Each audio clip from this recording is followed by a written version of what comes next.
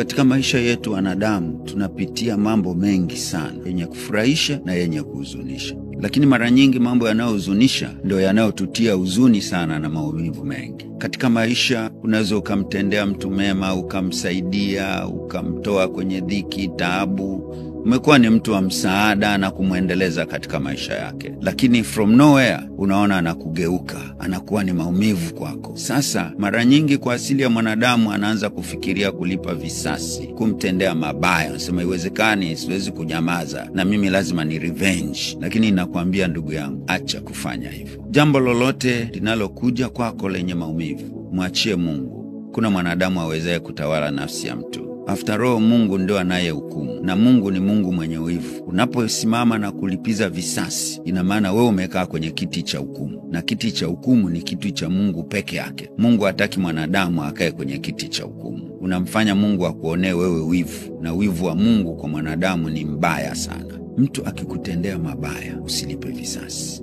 umsamehe. Mungu anafurahi sana unapoingia katika eneo hilo. Wanadamu wanaweza wakakudharau, wanadamu wakakuona kama ufai hivi, lakini nikwambie, umsamehe na umuombee rehema, na Mungu yeye sasa hapo ndo umemtuma akakae kwenye kiti cha hukumu. Na nikwambie, ukifanya hivyo utaona mambo yatakayomtokea, kwa sababu Mungu anaenda kukaa